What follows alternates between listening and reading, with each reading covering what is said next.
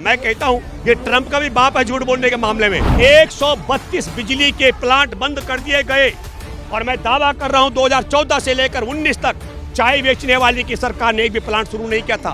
450 मामले थे देश के अंदर, तब हमारे देश में ताली बजाकर कोरोना के नाम पर तालेबंदी कर दी गई। मूर्खों पर राज करने वाला अपनी असफलताओं को जश्न में तब्दील कर देता है। मोदी तुमने कहा था मैं 15-15 लाख दूंगा, ये ऐसे ही बोलता है। सबके अच्छे दिल लाऊंगा, ये बोलता है। किसानों की आमदनी दोगुनी कर दूंगा, वह हो तो बता दूं। हमारा देश बर्बाद हो रहा था तो साहब अपने लिए महल बना रहा था और जहाज खरीद रहा था। अच्छा धीरेन्द्र जी, आप बताइए कि वो कौन देश का गद्दार है जो हमारे देश के खुफिया एजेंसी की रिपोर्ट को खारिज करके जवानों को रास्ता तैयार किया। जिस दिन धीरेन्द्र ये बात मान जाएगा, मैं भी थैला लेकर के इसका भक्त बन जाऊंगा। 2.5 लाख करोड़ का नुकसान हुआ देश में जब नोटबंदी का मामला आया, और तब नरेंद्र मोदी ने दूसरा मामला देश की बर्बादी का वो किया है टैक्स पद्धति को बिना तैयारी के जीएसटी में तब्दील करके।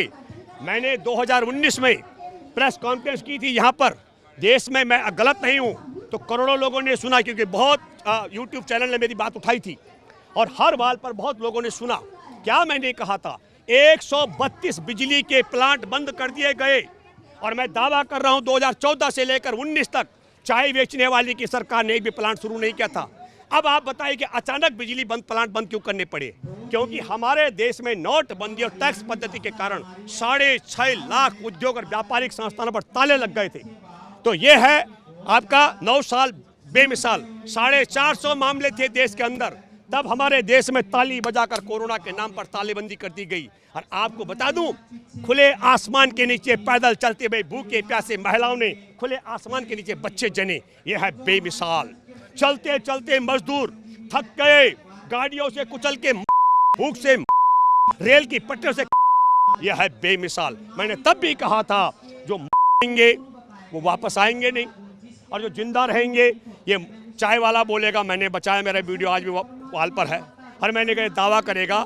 इस पर मैं कहना चाहता हूँ, मूर्खों पर राज करने वाला अपनी असफलताओं को जश्न में तब्दील कर देता है। ये मैं नहीं कह रहा हूँ, बहुत बड़े दार्शनिक थे अरस्तु, उन्होंने कहा था। अब बताइए जो मूर्ख आदमी ताली बजाकर कोरोना भगा दे, थाली बजाकर कोरोना भगा दे, लाइट बंद करके कोरोना भगा दे, लाइट जला के कोरोना भगा दे, यहाँ कर्नाटक में हार गया तो बाहर में हर हर मोदी करा दे। अब बताइए, और मूर्ख और अंधभक्त मान गए हो। बोले अब से आकर क्या बोला? साहब बोले मैं जो बोलता हूँ दुनिया सुनती है। बिल्कुल दुनिया सुनती है, हम याद रखते हैं एक शब्द। मोदी तुमने कहा था मैं 15-15 लाख दूंगा, ये ऐसे ही बोलता है। सबके अच्छे दिल लाऊंगा, ये बोलता है। किसानों की आमदनी दोगुनी कर दूंगा, वह हो तो बता दूं। हर हमारे देश के अंदर एक और नई बात चलाई उन्होंने, बुलबुल के ऊपर भी इनका आका घुमा करता था यात्रा। तो कहे तुम 16,000 करोड़ का जहाज ले लिए मूर्ख आदमी, तुम भी उसी एक बुलबुल में बैठ कर यात्रा करते यार, संसार भ्रमण। तो हमारा देश बर्बाद हो रहा था तो साहब अपने लिए महल बना रहा था और जहाज खरीद रहा था। हमको आपको आपके माध्यम से कहना चाहे, फिर क्या किया? 20 में आपके सामने है, कोरोना काल के अंदर किसानों को पहले सड़क में बिठाया, भूतपूर्व सैनिकों की 1 रैंक 1 पेंशन के मामले में उन्हें सड़क पर बिठाया, लाखों लाख नहीं करोड़ों बेरोजगारों को सड़क पर लाया, अब बेटियों को सड़क पर ले आया। तो बेटियों को सड़क पर लाया, किसानों को सड़क पर लाया, बेरोजगारों को सड़क पर लाया, जवानों को सड़क पर लाया।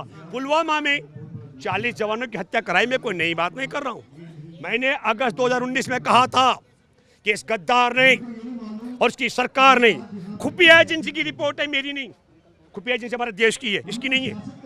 खुफिया एजेंसी की रिपोर्ट थी कि हत्या हमारे जवानों पर बम विस्फोट भरी गाड़ी से हमला होगा, वो खारिज कर दी गई। एक इनका वो है बाबा धीरेन्द्र।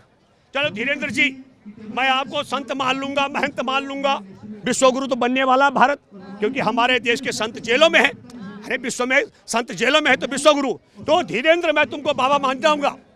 धीरेन्द्र तुम एक काम करो, तुम मुझे बता दो कि नरेंद्र मोदी की सरकार में वो कौन देश का गद्दार है? अर्जी लगा, सुनिए वो कौन गद्दार है? हाँ अर्जी लगा रहा हूँ, मैं अर्जी लगा रहा हूँ। नारियल बांध के लगानी पड़ेगी। कैसे? नारियल बांध के। अरे मैं बांध दूंगा, ऐसे नहीं लग। ऐसे अच्छा सुनो, मैं अभी ऐसे मैं अपना गमछे में गांठ बांध के लगाता हूँ। अच्छा धीरेन्द्र जी, आप बताइए कि वो कौन देश का गद्दार है जो हमारे देश के खुफिया एजेंसी की रिपोर्ट को खारिज करके जवानों को मारने का रास्ता तैयार किया। दूसरा अर्जी मेरा, वो 3-4 सवाल मानते हैं। दूसरा धीरेन्द्र जी मेरा एक और सवाल है छोटा सा, वो ये है आला अधिकारियों ने जहाज की मांग की थी ताकि जवानों को सुरक्षित पहुंचा सके। वो कौन आतंकियों का यार है और हमारे देश का गद्दार है जिसने वो जहाज देने की मांग को खारिज कर दिया।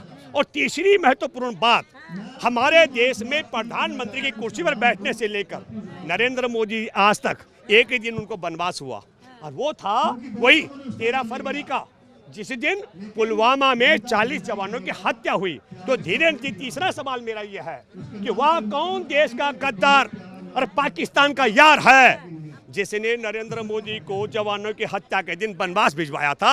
ये मैं अर्जी लगा रहा हूँ इन 3 अर्जियों की, और जो देश भर के लोग हैं उनसे मैं अपील कर रहा हूँ, आप जब जाओ इसके दरबार में तो यही पूछना कि पुलवामा में जवानों के लिए खुफिया एजेंसी की रिपोर्ट को किसने खारिज करवाया, हवाई जहाज की मांग को किसने खारिज करवाया और नरेंद्र मोदी को एक दिन का वनवास किसने करवाया। जिस दिन धीरेन्द्र ये बात मान जाएगा, मैं भी थैला लेकर के इसका भक्त बन जाऊंगा। नहीं तो धीरेन्द्र शास्त्री को आप बीजेपी में क्यों घसीट रहे हैं? मैंने बीजेपी में कहा घसीटा, मैंने ये आप कहा उसी के लिए सवाल नहीं, मैंने ये कहा कि धर्मगुरु हैं नहीं, मैंने कहा हम विश्वगुरु बनने वाले हैं क्योंकि हमारे देश के संत जेलों में हैं। और ऐसे ही एक इनका संत था पहले आसाराम के मामले में, तो मुझे दिख रहा है कि नया वाला जो संत जेल जाएगा के मामले में वो शायद धीरेन्द्र होने वाला है। इसलिए मैं कह रहा हूँ, ये बात मैं कह रहा हूँ। 10 लाख पता नहीं कितने अनुयायी हैं, कितने भक्त हैं धीरेन्द्र शास्त्री के। देखिए मैं आपको वायरल बाबा हैं वो। अच्छा मैं आपको बता दूं आपके माध्यम से, एक बात आपको समझनी चाहिए कि वायरल बाबा का जो जिक्र कर रही हो, हमारे देश में यहाँ मैंने इस बेटियों का मामला जब उठाया और मैंने आसाराम की सजा की बात कही, उनके एक भक्त आया मेरे पास, कहा कि बाबा ने नहीं किया था। हमने कहा यार जेल में सजा भुगत रहा है तो अगर किसी के आत्मा को ठेस पहुंचे तो मैं क्या करूं। हमने आपसे कहा जो हमारे देश में अगर हमसे कोई बोलेगा तो मैं बोलूंगा कि ये व्यक्ति जो है ना ये ठीक तैयार कर रहे हैं, क्योंकि देखो इनको धोखा दे दिया 2-2000 के नोटे कर्नाटक में बहुत बांटे थे, इनको धोखा दे दिया बजरंगबली ने, इनका साथ छोड़ दिया राम ने, अब इनको राम ने साथ छोड़ा, 2000 ने साथ छोड़ा, बजरंगबली ने साथ छोड़ा, इसीलिए वो धीरेन्द्र के शरण चले गए। धीरेन्द्र एक जादू सभी पार्टियों के गए, नहीं बीजेपी के ही नहीं गए। धीरेन्द्र एक अच्छा जादूगर है, वो पता लगा लेता है जादूगर क्या CID गिरी होती है। मैं यहाँ पर बोल नहीं सकता हूँ, लेकिन एक ऐसा बाबा हमारे यहाँ महिलाओं ने बहुत मारा था उसको, उसने एक जगह बना रखी थी, वहाँ से पता लगाता था, महिला को चेक करती थी क्या क्या मामला है, और बाबा पीठ देख करके बोल देता था कि कैसे कैसे क्या करना। तो मैं आपके माध्यम से एक बात कहना चाहता हूँ कि ये बेमिसाल है हमारे देश के अंदर। इसके अलावा मॉब लिंचिंग, हत्याएं, जवानों को गलवान घाटी में बिहार के चुनाव थे, बिहार रेजिमेंट के जवानों को, और क्या बोला उसके बाद, चिता जल रही थी, न कोई घुसा है न घुस आया है, न हमारी सीमा पर किसी का कब्जा है। तो मैं आखिरी बात ये कहना चाहता हूँ, किसानों को, जवानों को, बेरोजगार बेटियों को सड़क पर लाने वाला, सीमा पर जवानों को वाला और झूठ बोल करके पूरा, मैं कहता हूँ ये ट्रंप का भी बाप है झूठ बोलने के मामले में, वो DNA टेस्ट करना पड़ेगा वैसे, ठीक है, फिर ये DNA टेस्ट करना पड़ेगा, बाप है, ठीक है। आप देख रहे हैं सौगंध TV, सौगंध वतन की।